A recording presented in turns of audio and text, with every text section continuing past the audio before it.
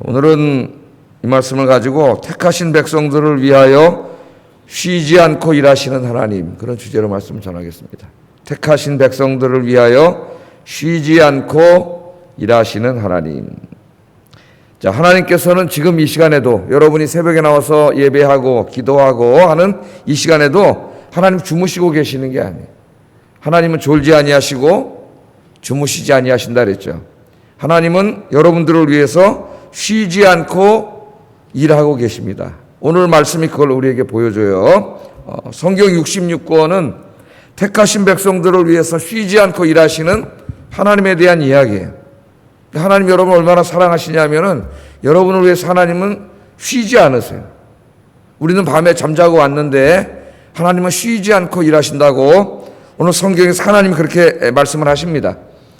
그래서 우리를 위해서 쉬지 않고 지금 이 시간에도 일하고 계시는 그 하나님의 사랑과 은혜를 중요한 게 뭐냐, 우리가 이렇게 경험하고 체험하고 느끼고 깨닫고 그런 게 중요하겠죠.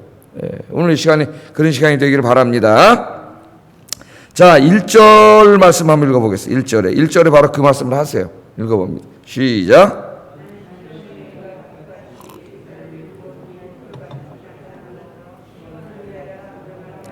예루살렘을 위하여 쉬지 아니할 것인즉, 그렇게 말씀을 하고 있어요. 자, 나는이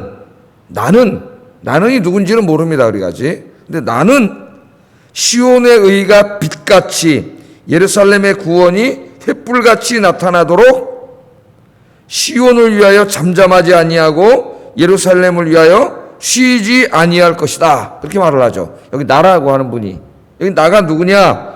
이사야서에 대한 주석을 쓴 주석책들을 읽어보면은 대략 두 가지 해석이 있어요. 어떤 사람은 여기 나를 이사야 선지자라고 보는 분이 있습니다. 이사야 선지자. 또 어떤 분들은 하나님이라고 보는 분이 있어요. 저는 누구라고 해석한 것 같아요?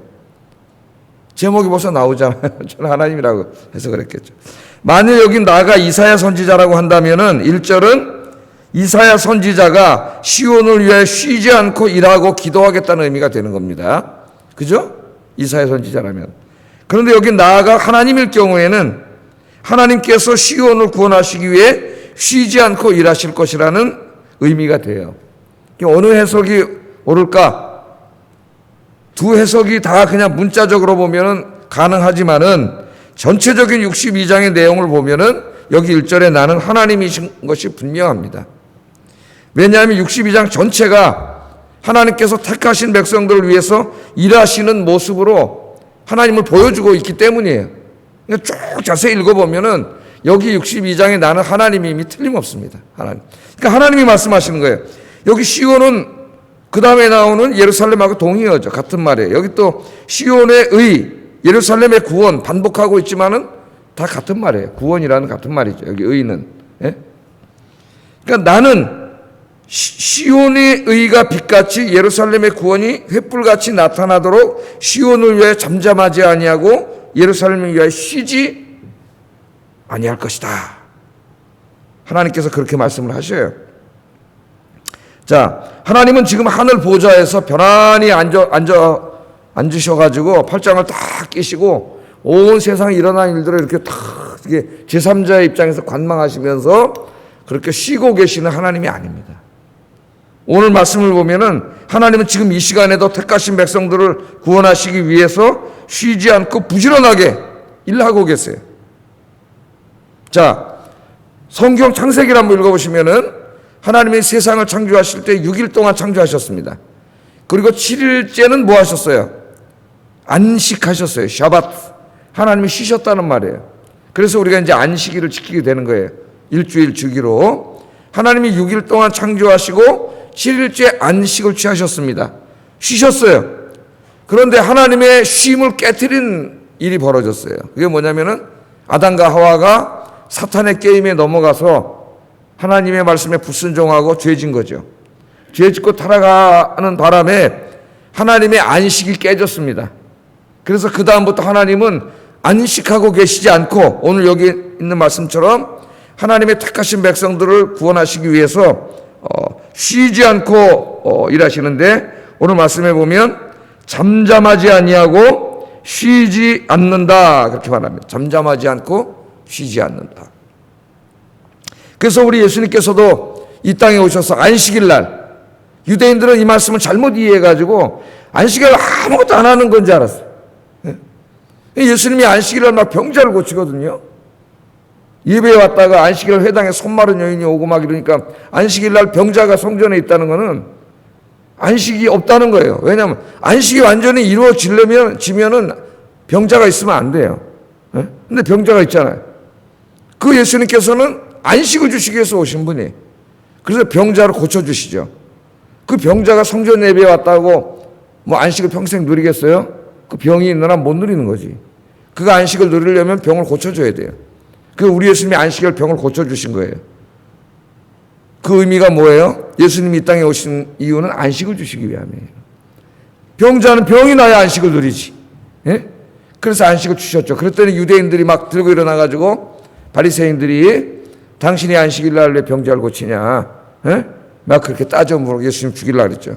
그때 예수님이 뭐라 그러셨어요? 유명한 말 하시죠? 아버지께서 일하시니 나도 일한다.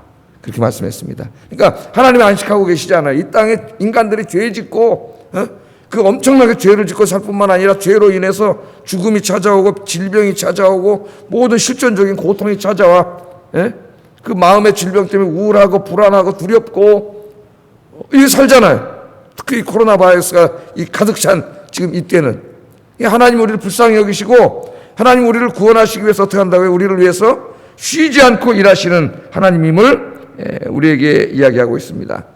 하나님 지금 이 시간에도 여러분 기도를 들으시고 응답해 주시고, 그잖아요. 여러분 인생 하나하나를 매 순간순간마다 지켜주시고 이렇게 하시기 위해서 하나님은 쉬지 않고 일하고 계세요.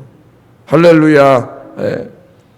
이 하나님 일하고 계시는데 우리가 모르면 무슨 의미가 있냐고. 오늘 아침에 만나고 가시기를 주의 이름으로 축복합니다. 자, 그러면 하나님이 도대체 택하신 백성들에게 뭘 이루어 주시려고 이렇게 쉬지 않고 일하고 계시는가? 오늘 본문을 통해 좀 살펴보겠어요. 첫 번째, 하나님은 택하신 백성들을 구원하시고 세상에 빛이 되게 하기 위하여 쉬지 않고 일하십니다. 우리를 구원하시고 또 세상에 빛이 되게 하기 위하여 쉬지 않고 일하세요. 자, 우리 다시 한번 1절 말씀을 한번 읽어보겠습니다. 1절을 시작.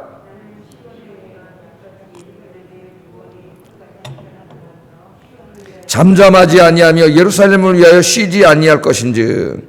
시온의 의와 예루살렘의 구원은 같은 말입니다. 반복되고 있는 말이에요. 시온의 의, 즉 예루살렘의 구원이 빛같이, 근데 그냥 희미한 빛이 아니라 횃불같이만. 횃불은 뭐 지금은 별거 아니지만 그 당시에는 최고 밝은 빛이죠. 그냥 이만한 등불 정도가 아니라 횃불을 붙이면 확 하잖아요. 그러니까 시온의 의가, 그것은 즉 시온의 구원이죠. 예루살렘의 구원이 횃불같이 나타나도록 하나님께서 쉬지 않으신다. 그렇게 말합니다. 여기 이제 우리가 이사야서를 읽다 보면 시온이라는 말이 상당히 많이 나오죠. 시온은 시온성 그러면 예루살렘 성을 말하고, 또 신약시대로 오면 이 시온성은 주로 뭘? 교회를 말해요. 하나님의 백성들, 구원받은 하나님의 백성들을 말하기도 하고, 또는 이 땅에 임할 하나님의 나라에 대한 상징으로도 쓰이죠. 저 멀리 배는 나의 시온성. 우리가 이렇게 찬송 부를 때는 그 시온성은 뭐예요? 이 땅에 임할 하나님의 나라. 우리가 흔히 말하는 천국 간다 할 때 천국을 말하는 거예요. 여러 가지 이제 상징적인 의미로 사용되는데, 신약 시대에는 구원받은 하나님의 백성들의 모임입니다. 그러니까 여기 그림은 무슨 그림이냐면은 예루살렘에 살고 있는 사람들, 하나님의 택하신 백성들을 하나님이 영광이 임하셔가지고 그들을 구원해 주시는 거예요. 그래서 그 예루살렘에 있는 거민들이 하나님의 영광의 빛이 임함으로 다 구원을 받아. 그 구원의 빛이 얼마나 밝냐면 횃불같이 밝아가지고, 2절에 보면 열방에 있는 모든 왕들과 사람들이 너무나 밝은 빛을 보고, 아, 저기 하나님의 영광의 빛이 있구나, 구원의 빛이 있구나, 그러고 그 빛으로 다 모여오는 그림이에요. 지금 이 그림이. 그렇게 하기 위해서 하나님은 잠잠하지 아니하고 쉬지 않고 일하고 계신다는 겁니다. 그러니까 여러분, 이 하나님께서 여러분들을 구원해 주셨잖아요. 근데 여러분을 구원했는데 어떻게 그냥 구원을 이루신 게 아니에요. 하나님이 쉬지 않고 일하심의 결과이고, 구원받은 여러분들이 지금부터 주님 나라 갈 때까지 하나님이 지켜주시잖아요. 우리는 그것을 믿죠. 하나님의 견인이라 그랬어요. 견인. 내가 하나님을 붙잡고 있는 게 아닙니다. 내가 하나님을 붙잡고 있으면은 나는 이거 힘이 빠지면 녹게 돼요. 그럼 떨어져 죽어요. 지옥 가요. 예? 내가 붙잡고 있는 게 아니에요. 조금만 힘들어도 나요. 우리는. 누가 우리를 붙잡고 계신 거예요? 하나님이 붙잡고 계신 거지 내가 붙잡고 있는 게 아닙니다. 여러분, 하나님이 붙잡고 계신 거예요. 예? 그러니까 하나님이 우리의 구원을 위해서 쉬지 않고 일하시기 때문에 여러분은 이 구원이 실패하지 않고 주님 나라 갈 때까지 여러분이 구원에서 떨어져 나가지 않고 여러분이 다 구원받을 수 있는 거예요. 할렐루야. 예? 그러니까 우리의 구원이 실패하지 않는 이유는 하나님이 끝까지 일하시기 때문입니다. 그래서 첫째는 하나님 일하시기 때문에 우리가 구원을 받는다. 이것을 우리가 알게 되고, 뿐만 아니라 지금 하나님의 구원의 빛이 교회 안에 시온에 임했잖아요. 그들이 다 구원을 받았어요. 그래서 그 하나님의 빛이 어떻게 하고 있어요? 지금 세상으로 비치고 있어요. 그러니까 교회는 뭐가 돼야 돼요? 세상에 빛이 돼야 돼요. 빛이. 그래서 여기 있는 그림처럼 이 교회에 임한 하나님의 영광의 빛을 보고 우리 주변에 있는 사람들이 와, 저기 정말 하나님이 계시는구나, 그걸 깨닫고 하나님의 교회로 몰려오는 교회가 돼야 돼요. 그렇게 하기 위해서 또한 하나님이 잠잠하지 않고 쉬지 않고 일하신다 그랬습니다. 그러니까 바로 교회, 그러면 교회는 바로 여러분 자신이잖아요. 한 사람 한 사람이 교회고 한 사람 한 사람이 모이면 또 그게 교회가 되잖아요. 그러니까 여러분 개인에게 적용하면 여러분 자신이 어떤 사람이에요? 하나님의 영광이 임해, 성령이 임하면 하나님의 영광이 임한 거죠. 예? 여러분이 구원받고 세상에 빛이 되는 거예요.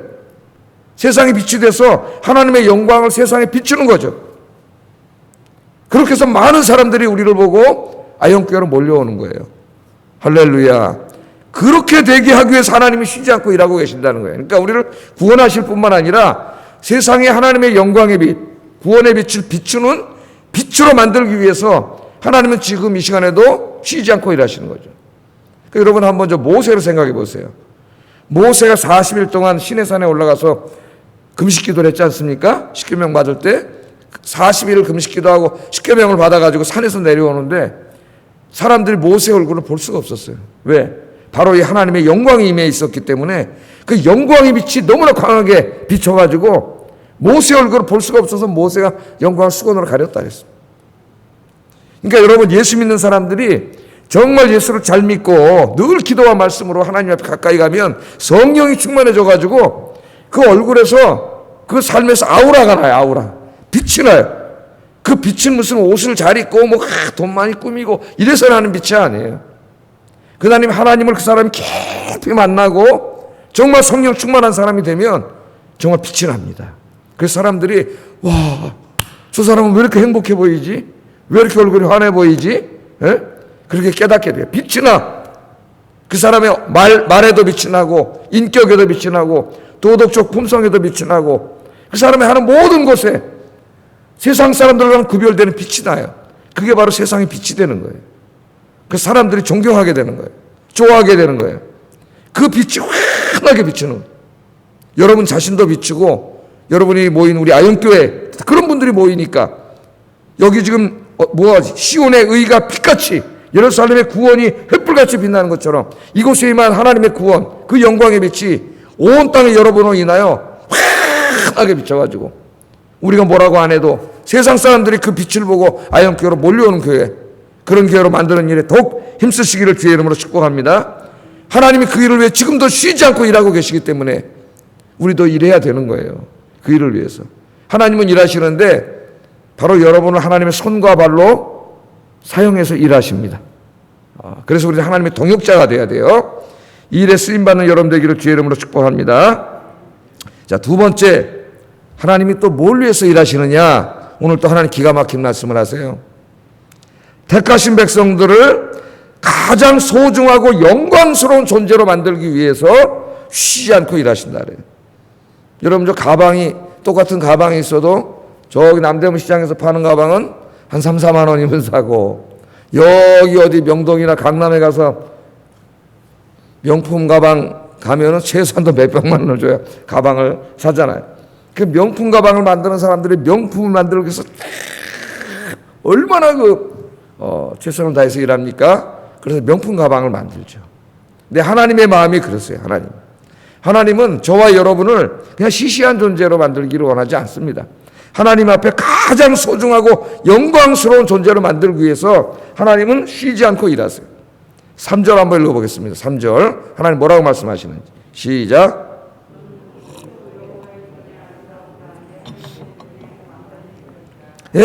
여기 너는 우리들을 말하는 거죠. 구원받은 하나님의 백성들을 향하여 여호와의 손에 있는 아름다운 왕관, 여호와의 손에 있는 아름다운 관, 즉 내 하나님의 손에 왕관이 될 것이다. 그 말이에요. 왕관이 될 것이다. 그러니까 택하신 백성들을 뭐로 만든다? 좀 상징적인 말로 말씀하셨습니다. 하나님의 손에 있는 왕관으로 만든다 그랬어요. 왕관으로 만들기 위해서 쉬지 않고 일하신다. 자, 하나님의 손 안에 있는 왕관. 이 왕관은 왕들이 쓰는 가장 값비싸고 아름다운 왕관에서 빌려온 이미지입니다. 여러분 왕들이 왕관을 쓰잖아요. 그 왕관 다 뭐예요? 금으로 주렁주렁하고 막 최고 비싸고 값비싼 거죠. 그 모자, 관은 다른 사람이 쓸 수가 없어요. 왕만 쓰는 거예요. 가장 귀하고 비싸고 소중한 거죠. 그런데 여기 하나님께서 거기서 이미지를 가져와 가지고 우리들을 하나님의 손에 왕관으로 만든다는 거예요. 왕관은 그 자체가 아름답고 값비싸고 소중한 물건이고 왕의 상징입니다. 왕의 상징이죠.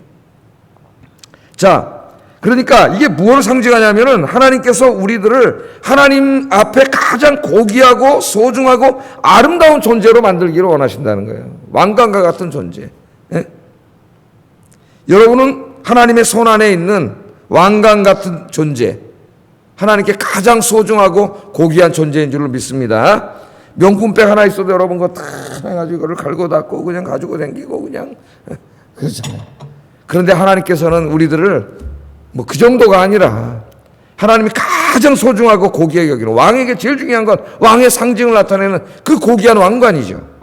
그 왕관인데 하나님이 우리를 그렇게 여기신다는 거예요. 우리를 꼭 손에 붙잡고 가장 소중한 존재로 여기신다는 겁니다. 그러니까 여러분 하나님 앞에 누구세요? 가장 소중한 존재예요. 하나님은 온 우주 만물을 다 창조하셨는데 하나님의 창조물 중에서 유일하게 하나님 형상으로 창조한 인간이고 하나님 가장 소중하게 여기는 여러분들이다. 이거 잊지 마세요. 오늘도 기도할 때 하나님 내가 아무것도 아닌 게 아니군요. 하나님 나를 가장 소중하게 여기는 그런 존재군요. 그렇게 기도하세요. 감사 기도를. 자, 그 다음에 하나님께서는 택하신 백성들에게 영광스러운 새 이름을 주시기 위하여 쉬지 않고 일하신다고 말해요. 영광스러운 새 이름을 주신다고 말합니다. 2절 하반절에 보면 너는 여호와의 입으로 정하실 새 이름으로 일컬음이 될 것이다.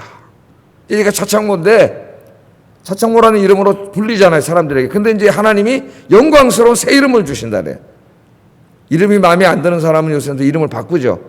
그게 허용이 돼가지고. 근데 하나님이 차창모 대신 영광스러운 새 이름을 주세요.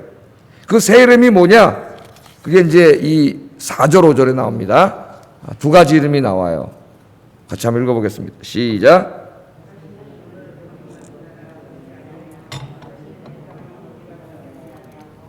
오직 너를 헵시바라 하며 내 땅을 비올라라 하리니 이는 여호와께서 너를 기뻐하실 것이며 내 땅이 결혼한 것처럼 될 것임이라.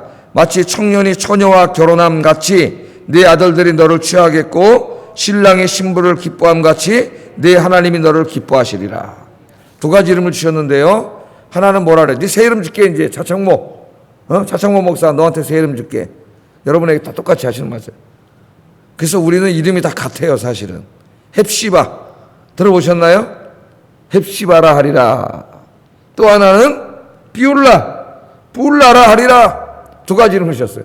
헵시바라 하리라, 뿔라라 하리라. 그래서 예수 믿는 모든 사람들은 다 새 이름을 받은 사람들이에요. 헵시바라는 이름과 뿔라라고 하는 이름을 받았습니다. 그럼 도대체 헵시바는 무슨 뜻이냐? 헵시바는 나의 기쁨이 그녀 안에 있다라는 뜻이에요. 나의 기쁨이 그녀 안에 있다. 그런 뜻입니다. 그러니까 하나님 우리를 향한 내 기쁨이 내 안에 있다 그런 말이죠. 예, 우리는 하나님의 기쁨이에요. 하나님의 기쁨. 예? 자, 또 하나는 뷸라. 뷸라는 무슨 말이냐? 뷸라는 나의 신부라는 뜻이에요. 나의 신부. 그러니까 이게 두 개를 합치면 무슨 말이에요? 너는 나의 기뻐하는 신부다 그런 말이지. 예? 너는 나의 기뻐하는 신부다. 하나님 그렇게 말씀합니다. 헵시바, 뷸라 두 개를 합치면 합성하면은 너는 나의 사랑하는 신부다 그런 말이에요. 그러니까 하나님은 우리들을 하나님이 기뻐하시는 신부로 삼아 주셨다는 거죠. 신부로. 신랑은 하나님께서는 사랑하는 신부를 바라보시면서 오늘 말씀에 보면 너를 어떻게 한다고요? 여호와께서 너를 기뻐하실 것이라래. 한없이 기뻐하는 모습으로 나와요. 우리들을 하나님의 사랑하는 신부로, 하나님의 신부로 삼아주시고, 그 다음에 그 신부인 우리들을 바라보시면서 한없이 기뻐하시는 모습. 오늘 여기 말씀에 나와요. 여호와께서 너를 기뻐할 것이다.